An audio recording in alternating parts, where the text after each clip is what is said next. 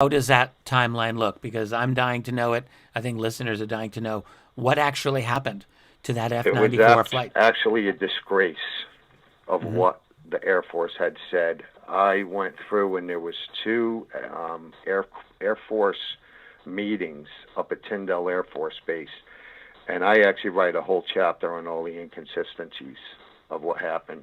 Richard, it was an absolute disgrace, Hmm. and they blamed it in the long run on pilot error. And these fellas were actually being tracked by three Air Force installations in voice communication when they vanished into thin air. They're being tracked by 3 installations when they vanished. That had to be a very important mission indeed. Yes, Yeah. and the biggest radar at the time was at MacDill, where this jet was supposedly flying to after leaving Tyndall.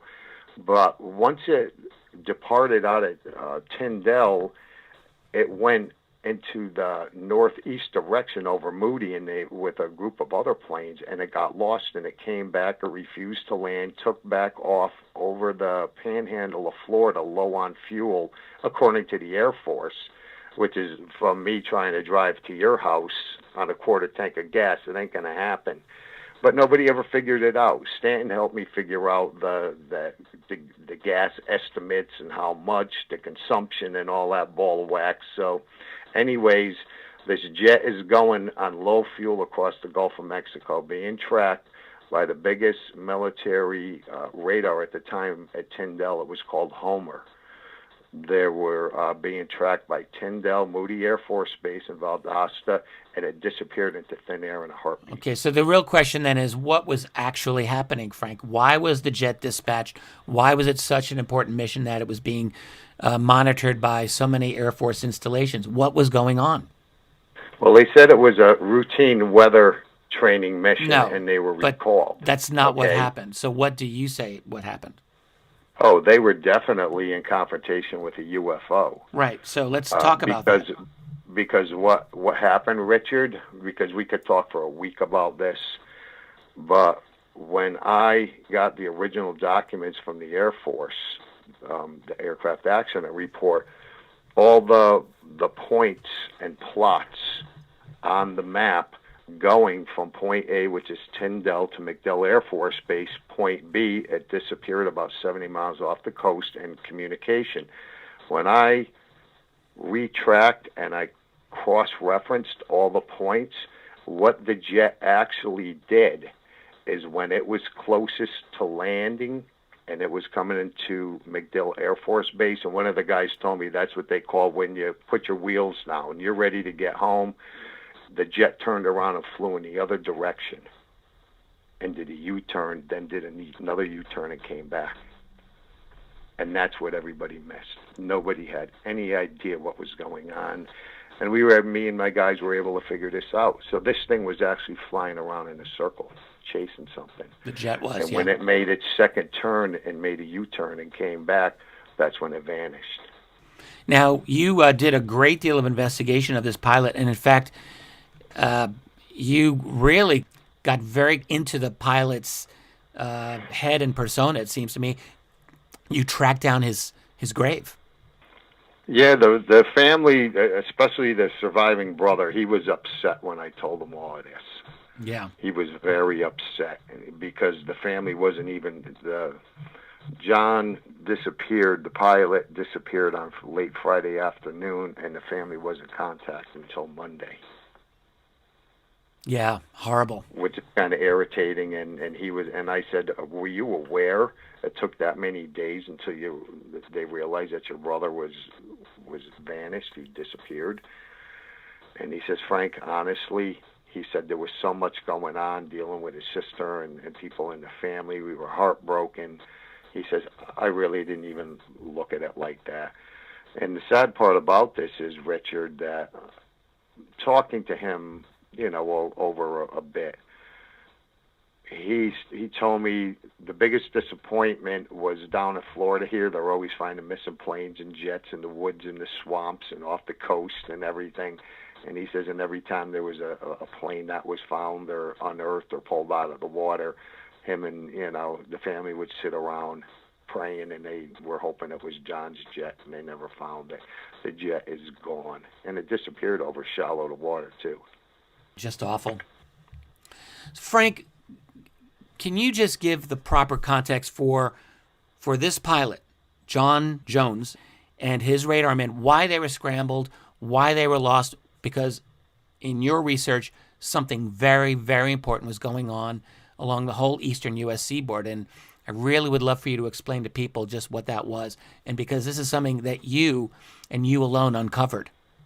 Well, what I found out, Richard, by researching everything of what happened at September 12th, there was approximately 21 hours of UFO sightings throughout the United States. This incident here in Florida actually was the beginning of everything that went down that night. And these fellas were scrambled after UFOs. They were zapped. They vanished. These UFOs that were involved in this confrontation with Jones and Delcurto, I actually traced them going up the eastern seaboard and across the central part of the United States, up the mid-Atlantic portion, and these UFOs actually flew into the Flatwoods area. About the same time as this one from the south flew up, and it was damaged. These guys hit it. It was definitely damaged.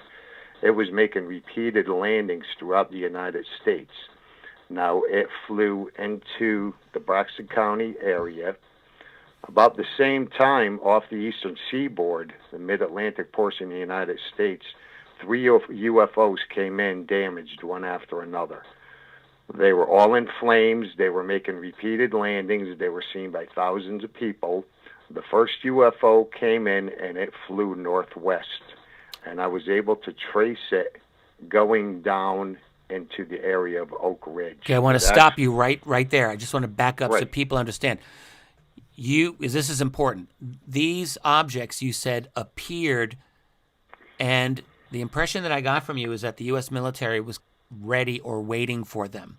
Is that accurate? Oh, absolutely Yeah. right. And That's they, a good observation. Right. And they were absolutely they ready for it. appeared in the Atlantic Ocean off the U.S. coast, correct? Yes, and Right. they were situated in the no-fly zone, the air defense identification zone of the Atlantic Ocean. Can you identify approximately where they appear, like most closely off what coast, where they were? What I did, remember I told you earlier, Richard, I worked with a couple Air Force guys, and we worked in reverse. Right. When I had all the plotted points and timestamps of these UFOs, we connected these dots to 3 of them coming from the west and traced them all going back east. Mm-hmm. And they all intersected 90 miles off the coast of the United States, directly across from Washington, D.C. Okay. Directly across from Washington. So in the east, in the Atlantic Ocean, but fairly close to D.C. Yeah, 90 miles off the coast. That's where they appeared. U.S. And an no-fly jet fighters. zone, and they each came in damaged. The first one flew southwest, and it flew over the United States, and it flew approximately 100 miles through the Oak Ridge National Laboratory no-fly zone. Try doing that today. No, right. Or Well, even back then. unless They someone penetrated the airspace where it wasn't supposed to be. If someone is skeptical of this, I just want to point out one of the bits of research you undertook was to talk about how the fighter jets in 1952, I think you're talking about the F-8060 Sabre jet, the F-94C Starfire, and one of the Navy planes, the F-7 U-3 Cutlass, had computerized and rockets attached to them that I believe you are arguing were used against these objects. Is that accurate? Oh, most definitely. Right. They were carrying folding fin aerial rockets. They were 2.75-inch rockets, and they had a 7.5-pound warhead. Right. And they had a maximum range of about 6,500 yards, an effective range of 3.5 miles. And basically, these three jets, the F-86D, the F-94C, and the Cutlass, they were all carrying these rockets. And these aircraft had computers on board.